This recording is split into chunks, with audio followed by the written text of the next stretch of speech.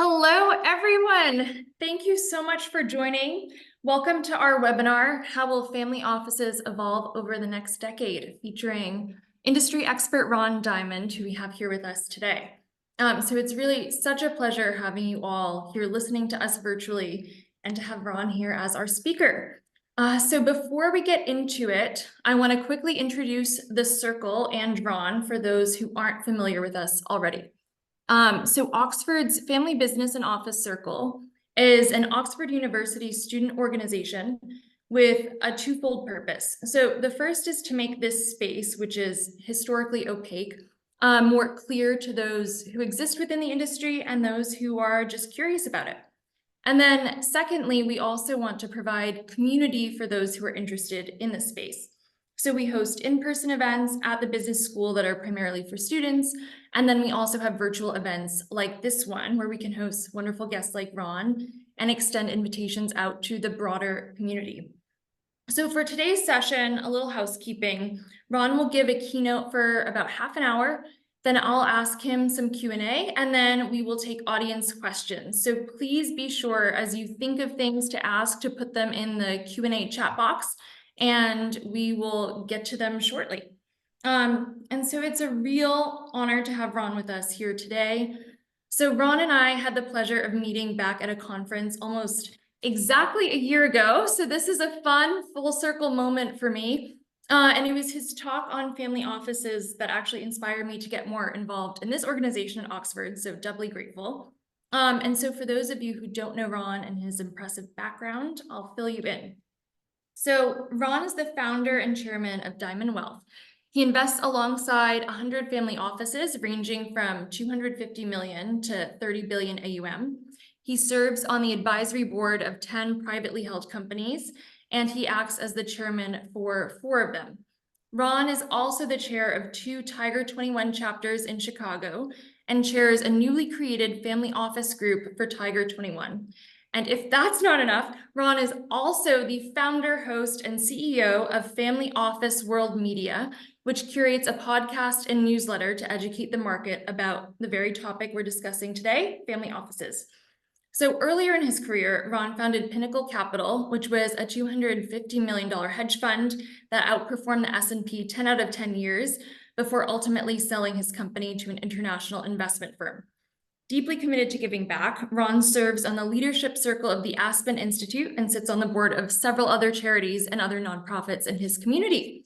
So without further ado, I will turn it over to Ron Diamond. Thank you, Hannah. It's wonderful to see you again. I can't believe it's been a year. I'm going to start with a story. And this was started in 1987. So I was just graduating from Northwestern University, and I got a job at Drexel Burnham. Now, there's a lot of people from Oxford University who are students who probably don't know what Drexel Burnham is at the time. Drexel was the most profitable firm on Wall Street. Michael Milken created the junk bonds, and it was kind of like Goldman Sachs on steroids. So I had a wonderful opportunity. At the same time, my dad, who was a banker, said, I know you got a job at Drexel. There's somebody who works at the bank with me. He was at First Chicago that I'd like you to meet. And when you're 20 years old, you're smarter than your dad, which obviously I wasn't. And so I said, Dad, I'm not going to meet your friend. I've already got a job at Drexel Burnham. It's a wonderful firm, et cetera. So I didn't meet his friend. I got a job at Drexel. And then I was there for a couple of years. And one of the things that was interesting when I was at Drexel, I asked my dad one question, and I didn't understand it initially, and then it made very logical sense. When companies when analysts look from Drexel, you could be a buy, sell, or a hold. And every company was a buy or a hold. There's no sells. So I called my dad, and I very naively, I just said, why is that? And rather than answer the question, he said, you'll figure it out. So it took me about 3 months to figure out. And the reason was because these people were all investment banking clients. And because they're investment banking clients, and that's where they made more of their money, they're not going to put a sell on an investment banking client that's paying them a lot of money. That is sort of like my opening entree to learning about some conflicts of interest within Wall Street. 2 years later, Drexel Burnham imploded. They went bankrupt. And I was literally in the room with people in their 60s and 70s who had lost most, if not all, of their money. And it was a surreal moment because back in the late 80s, people didn't openly cry. They did here.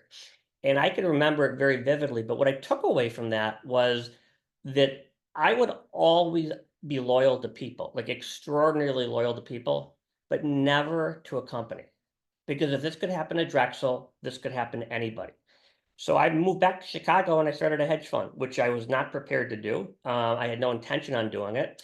And I launched a hedge fund. I started with a couple $1 million and grew it. And we grew it to about $250 million. What's interesting is that in the hedge fund, we were good at what we did. We never had huge returns. And I ran it for 10 years. And then I felt it was a bit overvalued and the market was overvalued. So I sold it to a firm, took 6 months off and started investing. And what we currently do is I invest alongside about 100 family offices. So these are families anywhere between 250 million to 30 billion. And we invest just in the private market. So that's private equity, venture capital, real estate, and credit. I think even though I made money in the public markets and the hedge funds, it is extremely difficult today to create alpha in the public markets. I don't think that's the case in the private markets. So basically, we invest alongside about 100 families, and we look at assets that we think are undervalued. We have pretty good access to deal flow. We don't charge the families, but I do it. I call it first call alpha, so we get access to better deal flow. I'll put in some money, they'll put in a lot of money, and we've got some pretty good syndicates. After I started this, probably about 10 years ago, I started getting calls from some people to speak at conferences, and I didn't even know what a family office was. I mean, I'd heard the term family office a long time ago, but I didn't know what it was. And so Stanford University, I chaired the Disruptive Technology Center at Stanford, the advisory board, and they asked me to put on a family office conference. This goes back about 10 years ago. And I did, and I had $5 billion families on the panel. And I basically said, what's the family office and why did you create it? And I had 5 totally different answers. And nobody was wrong, nobody was right. But that's kind of where we are in the evolution of family offices. I think that the conferences right now that exist in the marketplace, most of them are pay to play. And they're not necessarily, even though I keynote a lot of these conferences, when the investors ask me which conferences should I go to, typically I'll say none. Because it's a lot of service providers presenting to other service providers.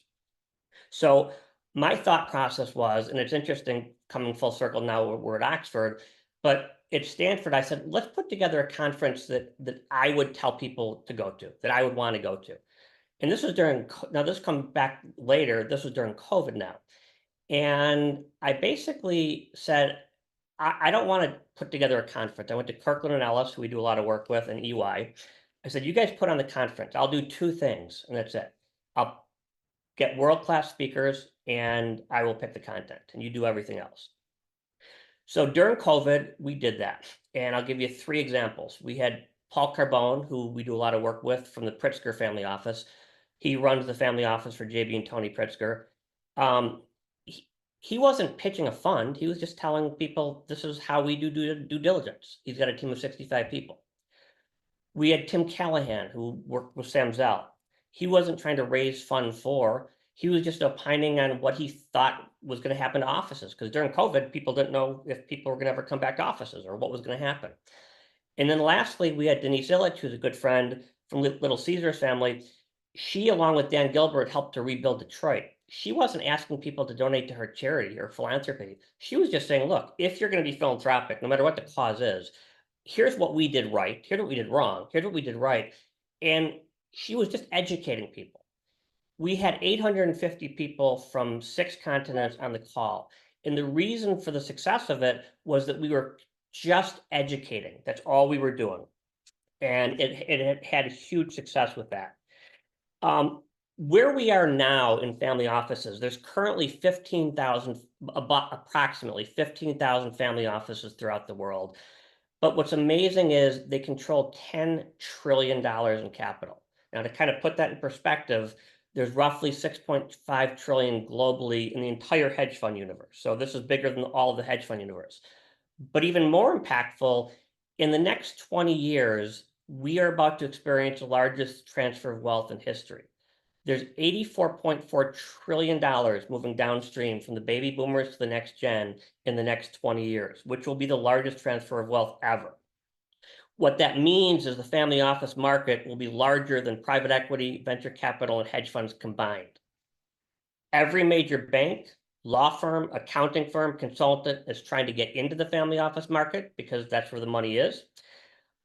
What they don't understand, and I speak about this a lot, we're really only in the third inning in the evolution of family offices. For people in the UK, I'm referring to baseball, so 9 innings. So we're really only in the third inning in the evolution. What people don't understand is that, and one of the things I want to get across, this is a relationship business. It's different than it used to be. So if a family office is going to work with somebody, the first, second, third thing they want to know before they work with if you have a hedge fund or private equity fund or real estate company, who are you as a person? Can they trust you? Then they'll look at your track record. Now that's flipped institutionally, because if you go to the pension funds, they want to know what's your 1, 3, 5-year track record, et cetera, and then they'll do a little due diligence on you. This is a complete business based on relationship. And the reason it's based like that is how it got started. This business, if you look back from family offices, I mean, you can go back 1,000 years. Medici's kind of the first family office. But in the US, it really started late 1800s with Rockefeller and Vanderbilt. But the interesting thing is 68% of family offices that exist today started since 2000. And half of those started since the crash in 2008. So this is a very new industry. Having said that, the model doesn't work. Only 25% of families make it to the second generation. 10 make it to the third, and 5 make it to the fourth. So from a macro standpoint, and I'm generalizing, family offices are very inefficient, they're very siloed, and they're very fragmented. There's no standard, there's not enough standardization.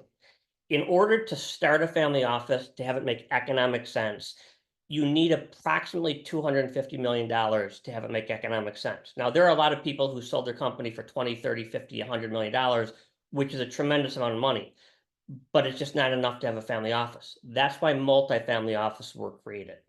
So I think that you've got huge amounts of money in general in very inefficient hands. And I'll give you one example, which I use a lot. You know, Ty Warner was a phenomenal businessman who created Beanie Babies. And he created Beanie Babies and they sold for billions of dollars. Well, then he started buying hotels and he got crushed.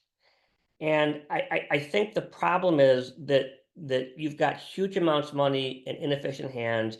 And the biggest obstacle, in my opinion, in many instances, is the ego of the founder. You can't be good at everything. You could be good at something or maybe 2 things, but not everything. In my opinion, roughly 85% of the family offices that exist now, whether they're undercapitalized or for various reasons, shouldn't exist the way they currently exist. I think the biggest advantage that family offices have is something called patient capital. And this comes back to alignment of interest. So let's look at how the private equity industry really works.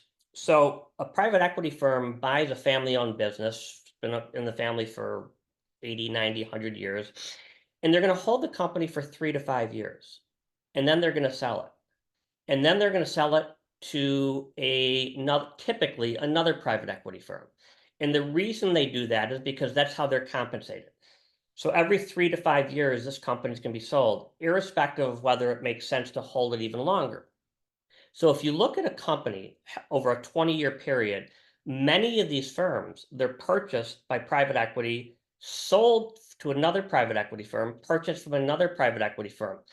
And over the course of 20 years, if you look at the friction, the transaction costs, the taxes, and the disruption of the business versus a family office who has something called patient capital, who can simply hold a company for 20 years, let it compound, it's exponentially, objectively a better model. The problem today is very few family offices can execute. That's going to change, but we're still in the early innings. I believe that as private equity and venture capital disrupted the public markets in the mid-80s, family offices will never replace, but are starting to disrupt private equity and venture capital because it is a better model, because there is a better alignment of interests. I think you're going to see more and more of this happen, and I think more and more money is flowing into the family office space. Conferences, how I think this is going to play out, and it's very interesting. There's 10 things that I kind of think from a trend standpoint that I at least see happening in the family office space that we need to do as an industry in order to make it efficient so we can compete with the Carlyles and the Blackstones, et cetera. One, which is interesting, is why we're on this call, is conferences. Right now, most conferences are pay to play. It's service providers pitching to other service providers. And most family offices typically they go to one or two, and they stop going to the family offices. I believe that in 5 to 10 years, a lot of the conferences are going to be run through universities like Stanford, which we did, and like Oxford. And the reason it's going to be run through that is because it is better alignment of interest. The second thing that I see has to do with how family offices, when they have a liquidity event. Today, you sell a company for $500 million. The first thing they want to do is invest in a good real estate or private equity or venture capital deal. The first thing they should do is talk to an estate planning attorney. So things like governance, next gen, succession, family dynamics are just as important, if not more important, than creating alpha. And family offices don't necessarily get that. And I think that's a trend that's going to change. I think the third thing has to do with compensation. So if family offices are going to compete with Blackstone or Carlyle or KKR, they have to compensate the people to do it. So right now, if a student comes out of Oxford and Goldman Sachs or KKR or Apollo is going to pay them $250,000, they look at that student as a potential $20 million profit center. They're paying them $250, but they think the student's going to be good and they can make them $20 million. In general, family offices look at that as a cost. In other words, I'm paying $250,000, it costs me. Now it's nuanced, but this is not a cost, it's a potential profit center. So I think the third thing that family offices need to do is to get the compensation part right. I think the fourth thing that we're seeing happen is really a pushback against Wall Street. Wirehouses, which many people, who are students at Oxford may not know, they're not even fiduciaries. And so what happened was, as that happened, RIAs, which are registered investment advisors, really grew exponentially. And that's really where you saw growth, because they're fiduciaries and their interests are completely aligned with everybody else's. I think the major area that's going to grow are not the single family offices, but actually the multifamily offices. So the fifth trend that I see is a growth in multifamily offices. So a multifamily office typically can work with people anywhere between 10 to 200, $250 million. And that way, you're not spending your money for your own accountant, your own lawyer, your own admin, your own tax people. You're splitting that cost. So if you reverse engineer it, you do need a minimum of 250 million in order for it to make economic sense to do it. Having said that, there are a lot of people who have much less than that who have family offices. I make no judgment. Okay, if you made $10 million with selling a widget company, that's terrific. All I'm telling you is objectively that it doesn't make economic sense to do until you get to that level. So I think the fifth trend you're going to see is a large growth in multifamily offices. The sixth one, which is my North Star, has to do with philanthropy. So my dad, who I was extraordinarily close with, who was my hero, developed prostate cancer when he was 52. About the same time, my first boss, who was Michael Milken, developed prostate cancer as well. So what my dad did is what I would have done and what most people would have done. He went to the second opinions, third opinions. He went to the best doctors that he could afford. And he lived for 3 to 4 years and then he passed away. What Milken did, and this is kind of what to me is so transformative about family offices, he said, I'm not going to donate $150 million to the American Cancer Society. I want to solve this. So what he did is he built it like a venture capital fund. He put 2 million into this crazy idea, 500,000 here, 3 million here, 4 million here. And because of Michael Milken, most men, if we live long enough, will die with, but not of prostate cancer. And I think that you can't run a philanthropy exactly like a business, but I think you can run it more business-like. Another example is Eric Lefkowski, who started Tempest. He didn't start it to make money. He basically started the company because his wife had breast cancer and he was looking at the data, and the data was not a fit. He's a super intelligent person, and the data there wasn't enough data. So he started a company for the purpose of helping his wife, and the company became Tempest, and now they're a publicly traded company. Now, I don't know that they're going to solve for breast cancer, but I would put my money on Eric over the American Cancer Society. And Sergey Brin has a predisposition to pancreatic cancer, has donated $1 billion already. I don't know that he's going to solve it, but I do think that if you run these philanthropies more like a business, a lot of these real world problems are going to be solved. So I do think there's a lot of good, and that's really my North Star, the combination, kind of the intersection of prosperity and purpose. The seventh thing that I see as a trend has to do with direct deals. Now, what happened was post-crash, pre-COVID, I don't care what you invested in, you probably made money.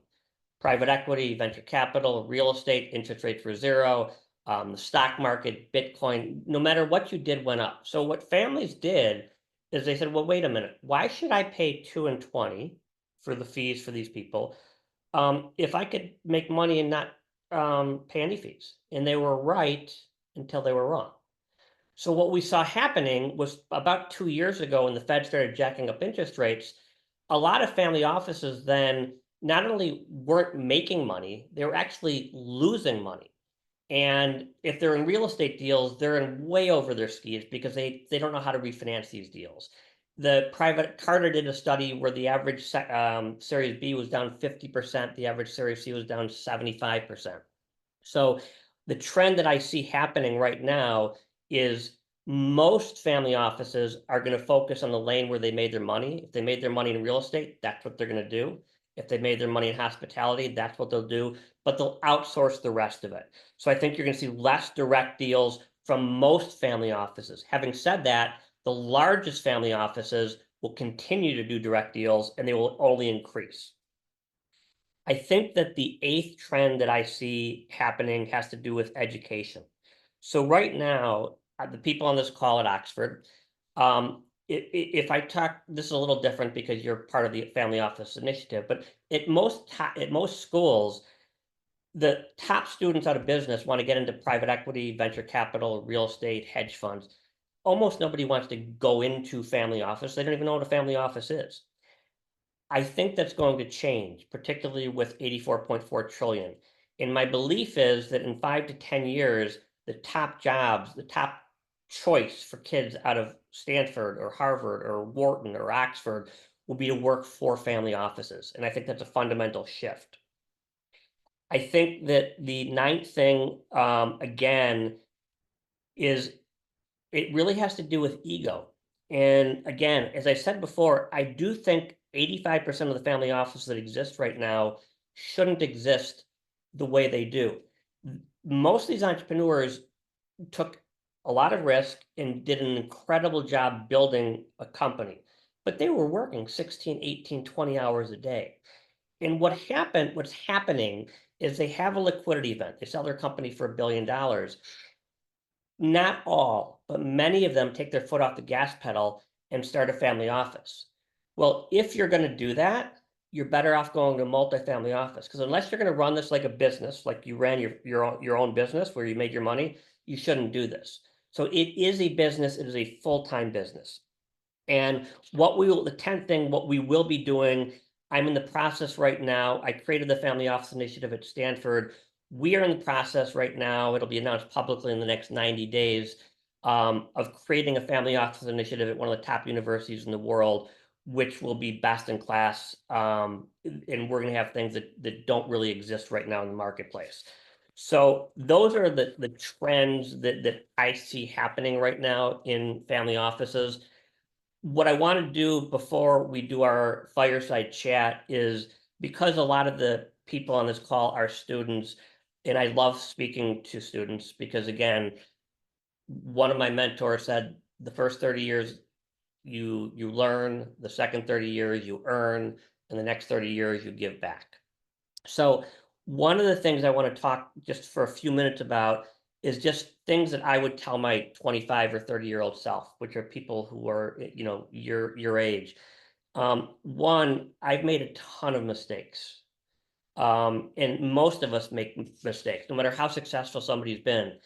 But what happens is, it's not if you're going to fail, because inevitably almost everybody will. It's what do you do? What kind of resilience and grit do you have after that?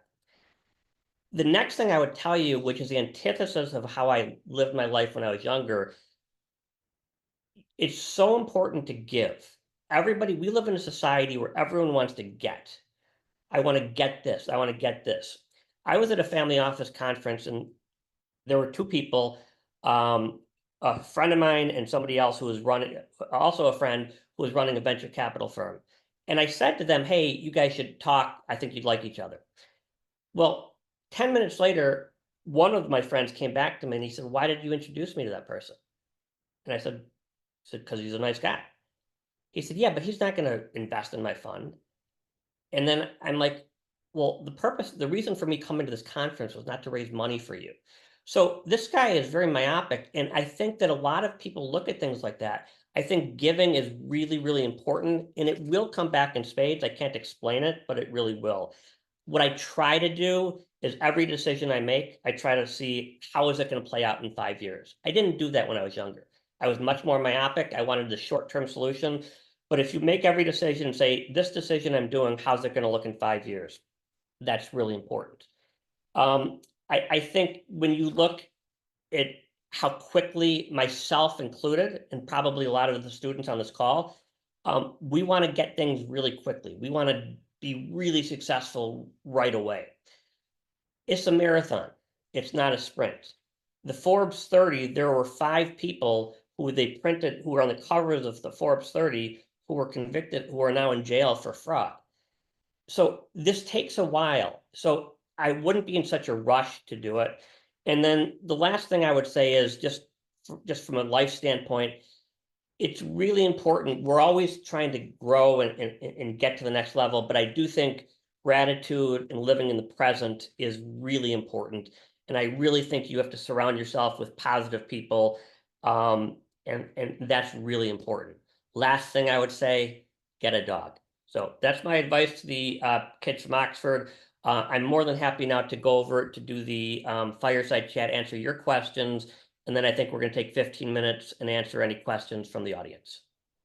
That was wonderful, Ron. Thank you so much for both the broader picture landscape of the family office trends and also the advice. Those are great words of wisdom. So I just want to quickly sum up some of the incredible points you made on family offices before we get into the fireside chat. So there's been a conflict of interest on Wall Street, which has led to an erosion of trust.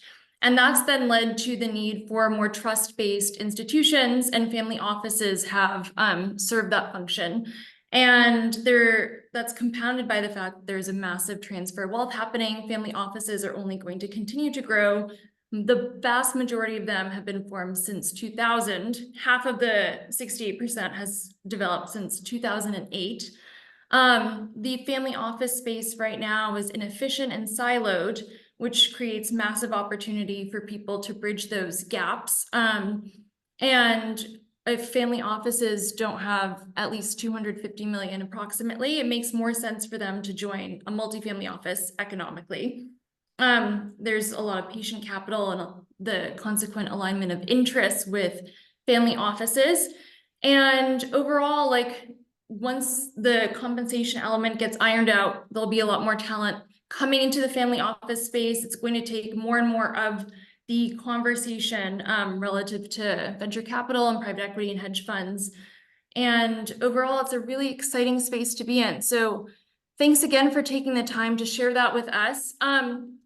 I really want to drill into some of the governance pieces because you mentioned ego, and I think that is a really critical piece when thinking about how do you actually get these wealth creators and allocators to pass the baton to the next generation or be open to having those conversations, because mortality is never something fun to talk about.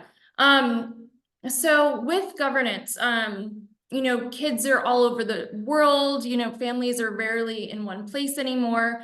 How do you actually overcome that distance and manage a sprawling group of progeny? It's a $64,000 question, and it's very challenging. I do want to say one thing before we go into the governance. You know, there are, even though there's roughly 15,000 family offices, it's not that all of these people wanted to manage money. I mean, some people love it. I love it, but not everybody loves it. It's just they stopped trusting Wall Street. So I think a lot of people, when they realize that they don't necessarily enjoy it, that's why there's been such a growth. It's just that a lack of trust, not so much I really love or want to manage money. To answer your question about governance, governance is probably the most important part. What does governance mean? I mean, look, at the end of the day, the current model, 25% make it to the second gen, 10 make it to the third, 5 make it to the fourth. So the model doesn't work. Now, most people are pretty good at creating alpha, so making profits, but they do it backwards. So they, like I said, they have a liquidity event and they want to invest. What they should do and need to do is talk to an estate planning attorney. And what governance does, it helps going from one generation to the next generation to the next generation. Because if your goal is to have multi-generational family, then I think it's really important to instill the values that that are important to you, to your kids and to your grandkids. And without governance, things will fall apart. It's almost like the foundation of a house. You want to build, it's not fun to build the basement. It's fun to build the upstairs. But without building the basement, that foundation is going to crack. The house is going to fall apart. So I think that's why it's so important. And things like next gen, succession are really, really important. And I think it's really important to get the kids involved. Now, what's interesting is I have two beautiful daughters, Zoe and Bella. Zoe's 23 and Bella's 20. If you look at the difference between my generation and their generation, I would argue that there's been a bigger change from my generation to their generation than there has in any generation. I would go back to the Industrial Revolution. I wasn't born with one of these things in my hand, right? My daughters, when they were 10 years old, they had these in their hand. I think that right now, if my daughters want to go buy a pair of jeans, they want to know who made it, how do they treat their employees. They want to know all this information, and they can access it immediately on their phone. I had the access of the Encyclopedia Britannica. So it's not that we were bad people. It's just that we didn't have all the information they have. And I think that the younger generation are demanding to improve the world, and they have access to the information.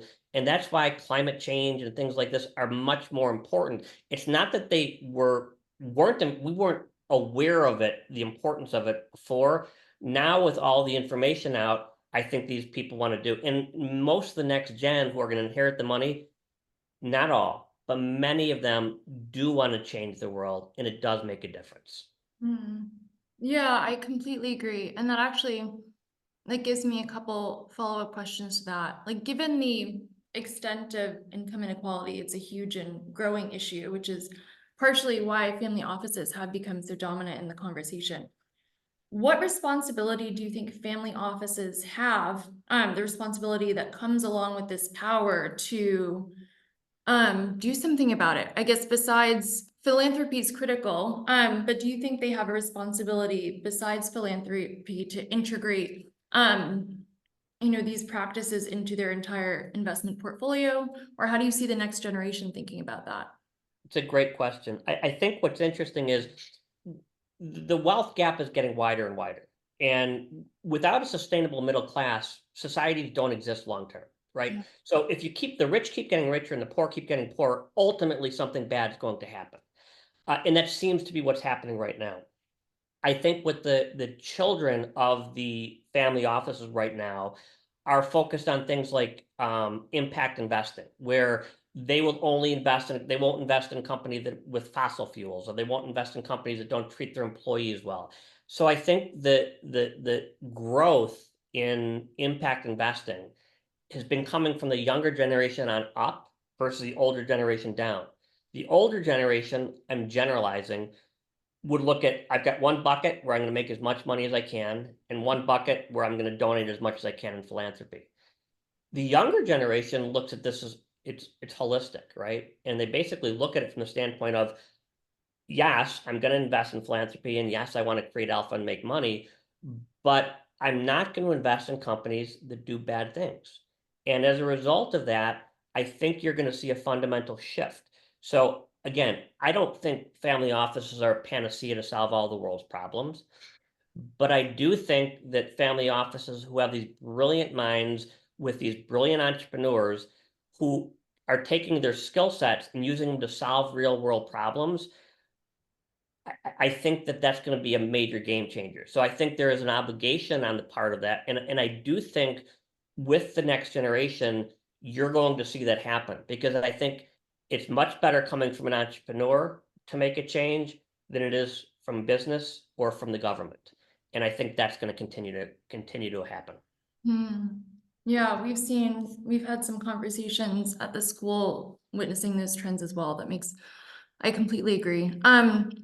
In terms of codifying values, like what do you think a family should do, and when should they start thinking about these things? Because at the beginning, the wealth creator is in growth mode.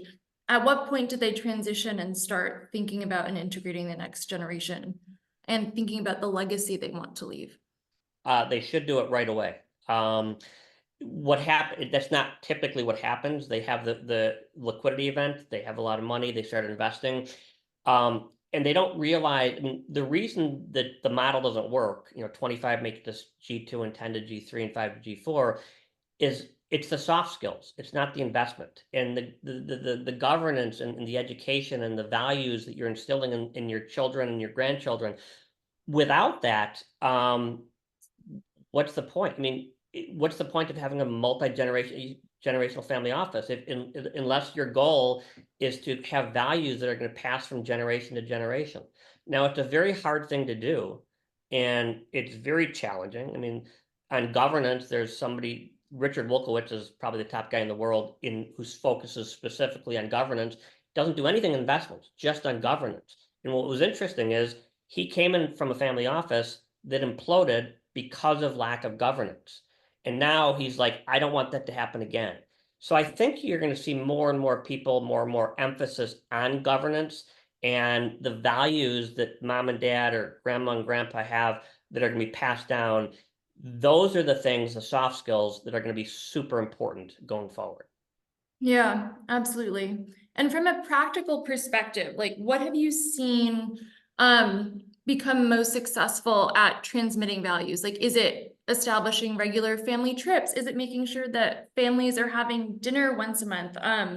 Is it family councils? Has there been, something in particular that seems to transmit these values to the next generation better than others? There was a study done by Harvard, and they talked about different families and families that stay closer. And one of the things they said is the more likely that they are to have family dinners together, the more likely they are to stay together long term. Now, that's just one data point. But I think that more and more families are looking at this through the lens of what's going to help the second generation, the third generation. If my kids see me work very hard, if I tell them I work really hard, but they just see me watching TV or doing, they're smart. So you could say one thing, but they listen and they watch what you do. And by watching what you do, they see me working 16, 17 hours a day sometimes, which is not really work to me because I love what I do. But they see that that's really how it's gonna get ingrained. If I tell my kids don't smoke cigarettes, it's bad for you, and I smoke cigarettes, they're gonna probably smoke cigarettes or call me a complete hypocrite, which I would be. So I think it's basically doing things, letting them follow what you do, not what you say. Yeah. And then when the families are looking for, let's say, a multifamily office that is able to both manage money and manage some of these soft skill conversations, leadership development, succession, etc. How do you think they should go about evaluating the competence of these multifamily offices when you can't, on the soft skill metrics, where you can't say, oh, the MOIC is this, we have this IRR? It's a great question. Look, I think at the end of the day, there's a lot of really good multifamily offices. You're not going to get wealthy having your money managed by a multifamily office. If the market, you're trying to beat some benchmark by 1% or 2 percentage points, right? Because they'll diversify your portfolio. I think there's a lot of firms that are pretty good at those things, and I think it's somewhat commoditized. I mean, in the public markets, I just have money in index funds. I think it's very hard to create alpha. So I think there's a lot of investment firms that are really good at investments. I think when you're deciding which multifamily office to go to, it comes back to your gut. It comes back to trust. I have an accountant, his name is Saul, and every time I'm close to being late to file taxes, I have to calm him down, not the other way around. I'm like, Saul, I'll get it done. Now, Saul's a great accountant, went to a very good school. Is he the best accountant in the country? I don't know. He knows a lot. He knows a lot. But the reason I've stayed with him is because if somebody gets stressed out about and cares so much about me being late with my taxes, that's the type of person I want to be with. I do think intelligence is a commodity, integrity is not. And that's something that I've learned as I've gotten older. Mm. Those are really powerful things to remember. I have one last question before we turn it over to the audience Q&A. And one of my favorite books is Anna Karenina from Tolstoy. And there's the famous line at the beginning, all happy families are alike, but every unhappy family is unhappy in their own way. Would you say that can be applied to family offices, that all happy family offices are alike and each unhappy family office is unhappy in its own way? And if so, what are the elements that create a happy family office? Well, I never read Tolstoy actually, I did read Tolstoy in college, but it shows you're coming from Oxford. But look, I do think that what's happening is that family offices right now look at things through a lens, where they're looking things from a long-term standpoint. The number of family offices that we work with where there's lawsuits from mother to father or son to daughter or cousin to cousin, it's mind-boggling. And they don't talk to each other, and then the cousins don't talk to each other. And it's almost as if it's a direct correlation. It's not, but there's almost the wealthier the family, when the matriarch or patriarch passes, there's more and more infighting. So I think that at the end of the day, without instilling these values, that's going to happen. Now, one of the ways to do that is to work on a philanthropy together, that a family, if everybody's into education, if everyone's into saving the climate or poverty, whatever it is, by doing that, that's kind of a glue that could help families stay together, to do that. Again, it's not a panacea. But when I see family members suing other family members, it just makes my stomach turn, and it's just like, what's the point? So I think that there are a lot, if there were a direct correlation between wealth and happiness, I would just tell everyone person, just make as much money as you can. But there's not. And a lot of that has to do with values. There was a study they did at Harvard, the longest longitudinal study done from Harvard. They studied 250 kids from Harvard in 1936. It started 250 kids from Harvard and 250 kids who were the poorest kids in Boston, and they followed them over a lifetime. And what they found, and some of these people went from dirt poor to very successful, and some people went from the top of the ladder down. But what they found is the key to success, the key to happiness, was relationships. And basically, you don't have to have 500 best friends. It could be 2 to 3, but the quality of your relationships is going to equal the quality of your life. And I think that's something that we don't focus on enough. And certainly when I was younger, I didn't realize the importance of it. But again, you don't have to have 20 best friends. You can have 1 or 2, but those core relationships are critical for us because that's the way we're wired. Yeah, so true. I completely agree.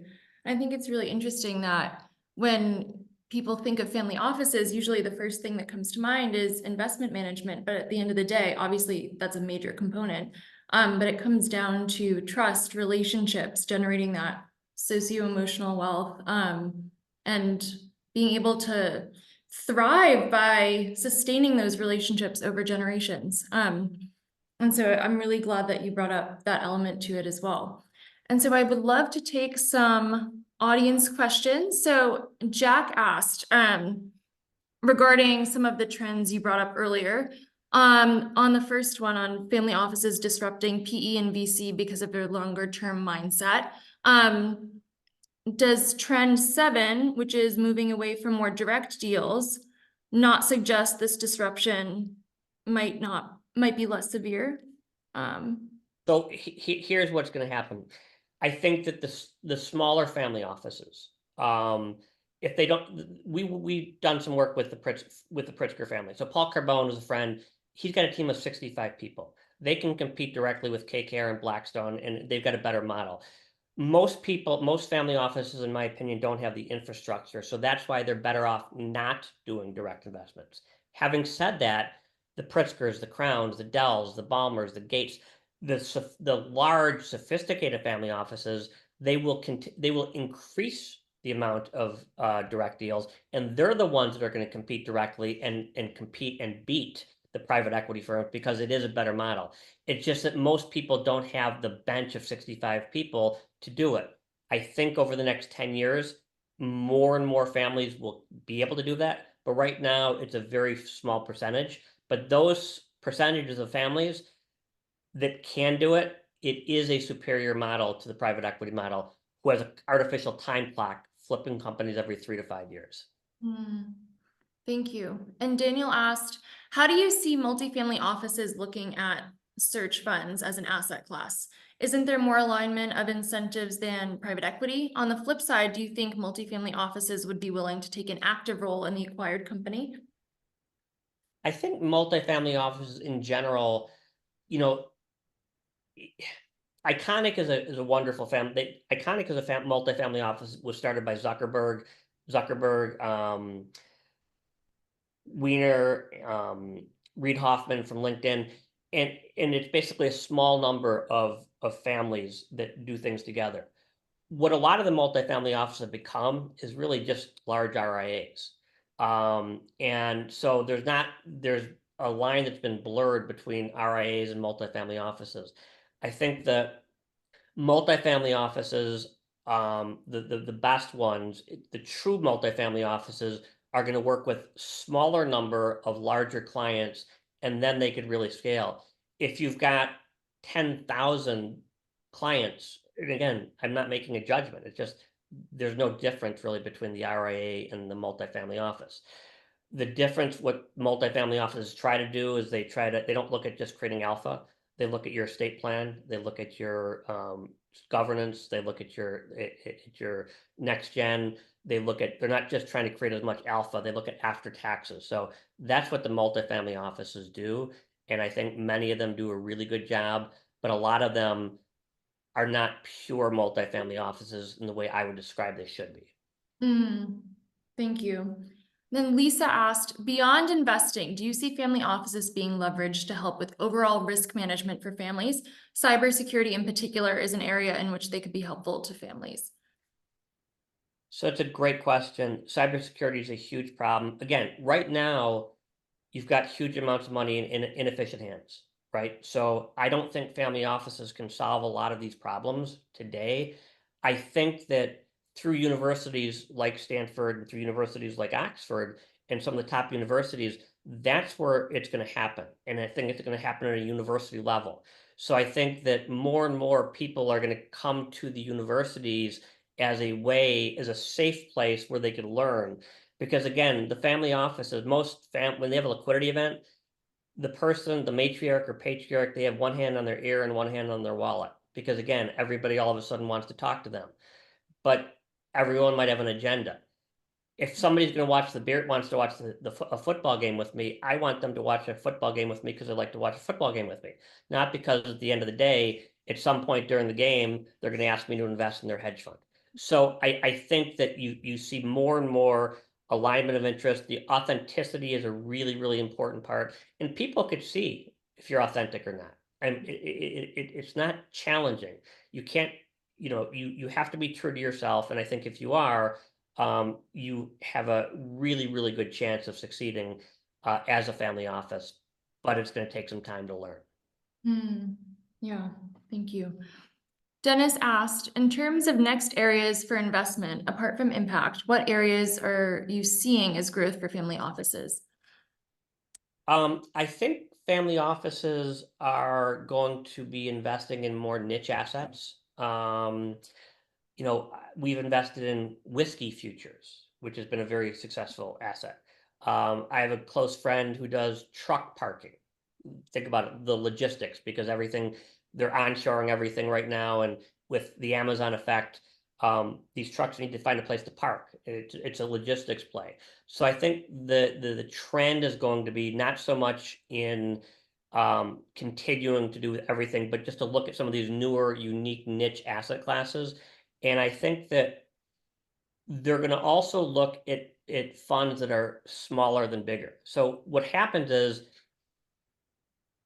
I'm a huge fan of private equity. And private equity has been an extremely successful and lucrative area for the last 20 years. But many, not all, but many of them have bastardized the business and it's become an AUM game. And I have a friend who did a roll-up of logistics companies.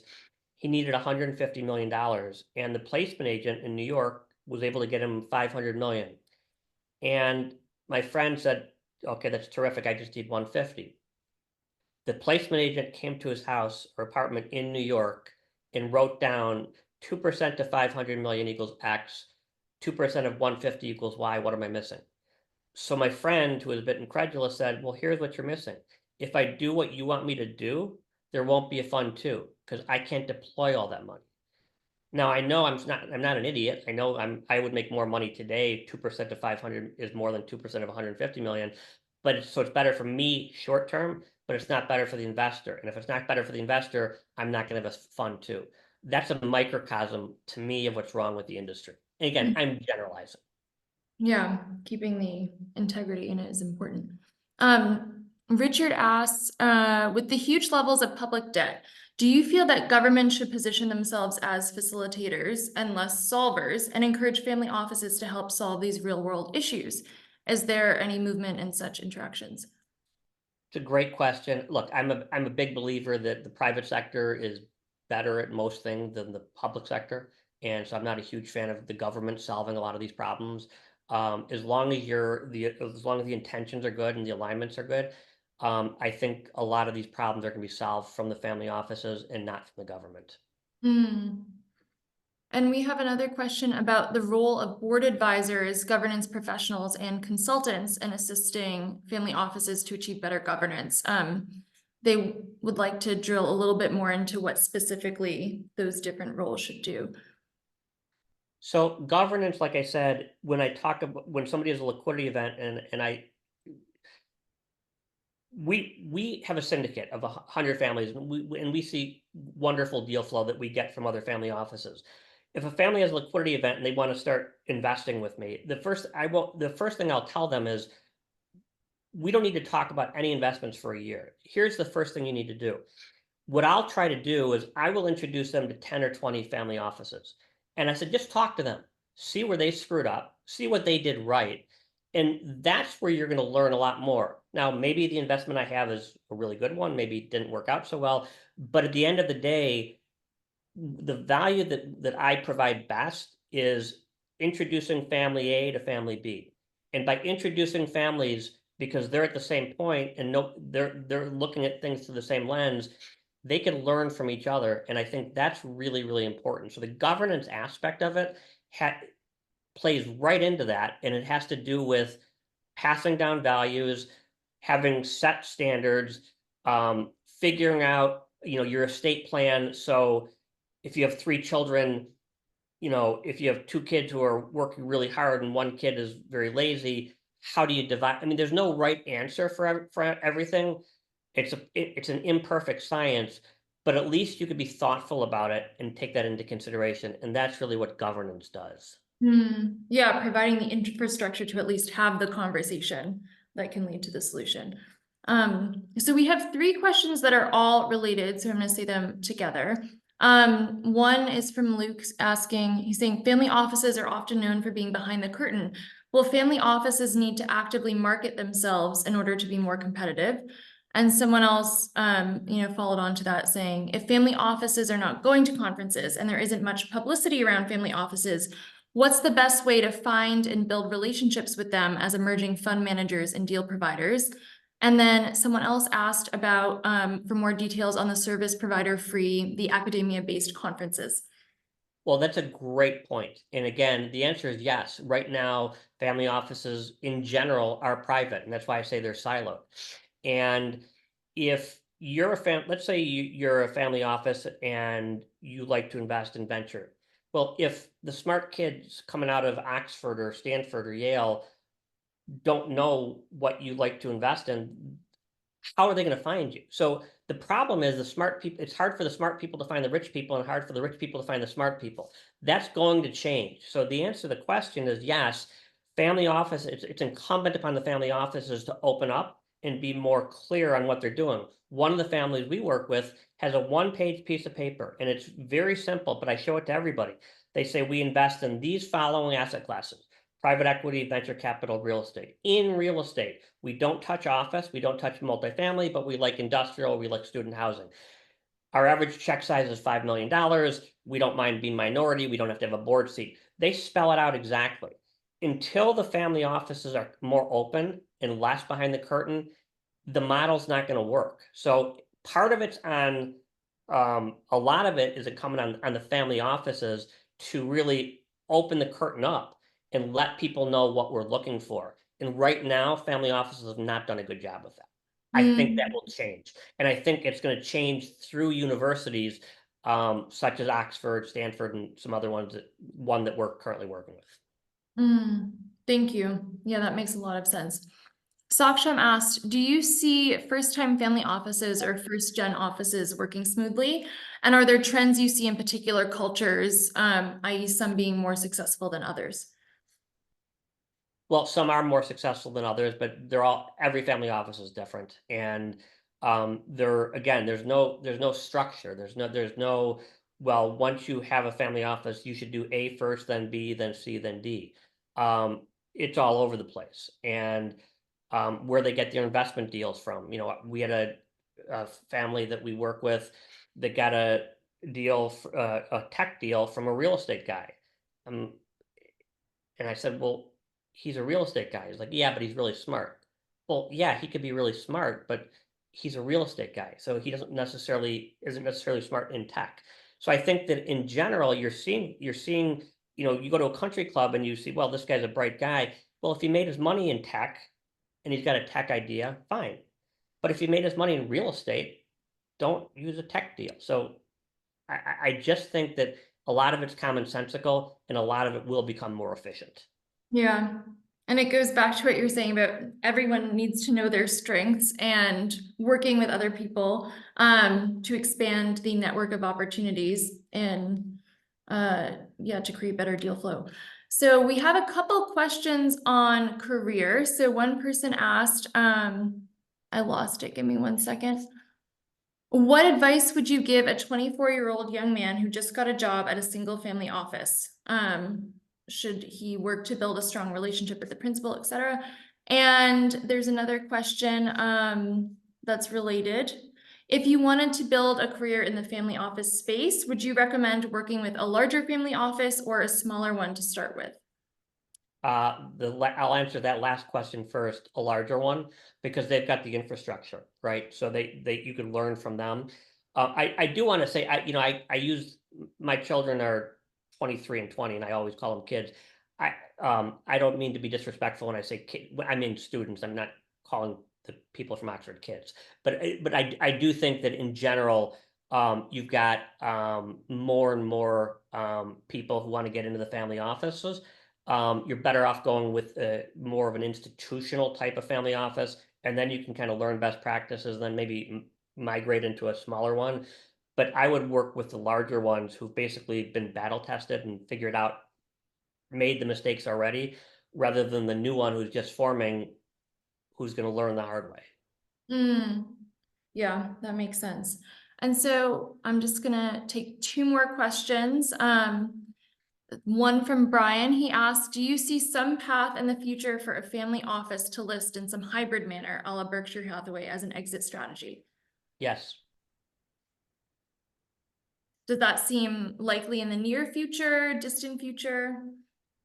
I think relatively near future. I think the whole model is going to change. I think as family offices become more efficient, less fragmented, and less siloed, you'll see more and more money flow into them, and it'll be invested in a way that's more efficient. So I do think that's going to happen. When is it going to happen? I don't know, but I do think that in 5 years, if we do this conference again in 5 years, the top students who are brilliant at Oxford, their first choice is going to be to work for a family office. That's not the case now. Most people want to work at private equity or real estate or venture capital. I think that's going to change.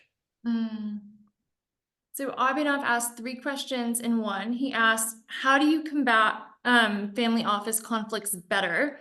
How do you buy back family office assets? And how do you choose financiers? How do I personally do it? Let's go with like, how would a family office combat conflicts that arise in the best manner possible? He said generally. He just Yeah, one it's based on trust. You have to know the people you're working with. Remember, integrity, intelligence, the commodity, integrity is not. So you have to be able to trust people. But there's even conflicts with the CIO. So look, at the end of the day, there's conflicts of interest in life, period.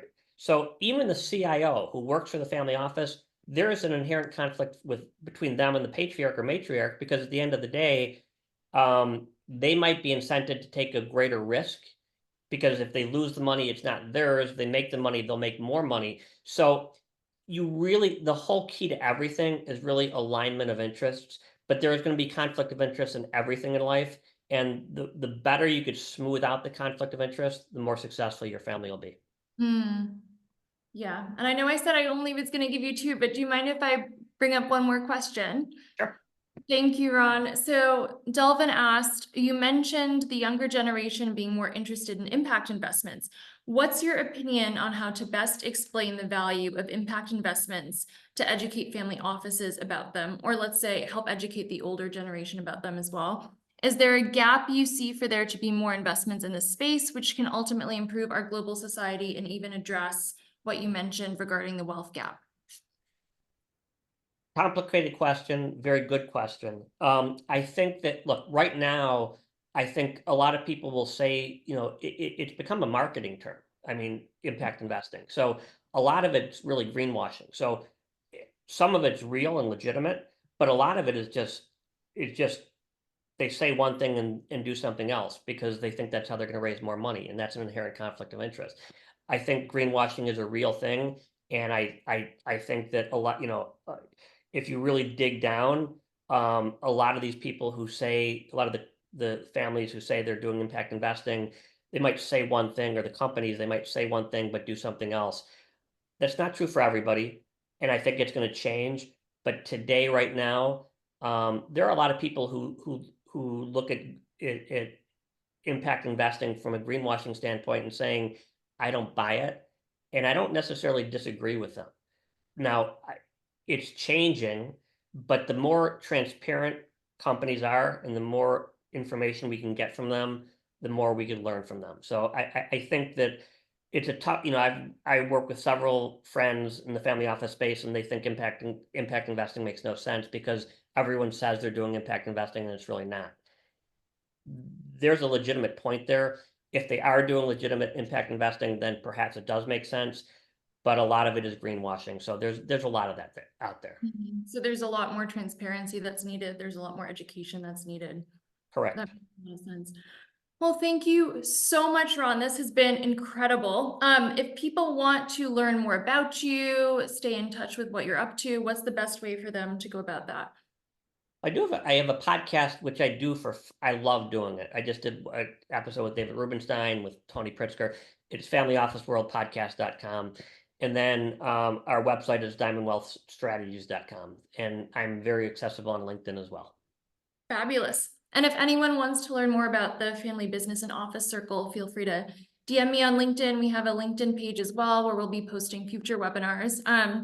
So it's been such a pleasure. Thank you all for listening in on this. And thank you so much, Ron, for taking the time to give such a thorough description of the industry and answer all of our questions. So looking forward to continuing the conversation. It's been a pleasure. I love doing this. Thank you. We'll have a lovely rest of the day, and I'll talk to you soon, hopefully. Sounds good. Thanks for your time. Bye, everyone.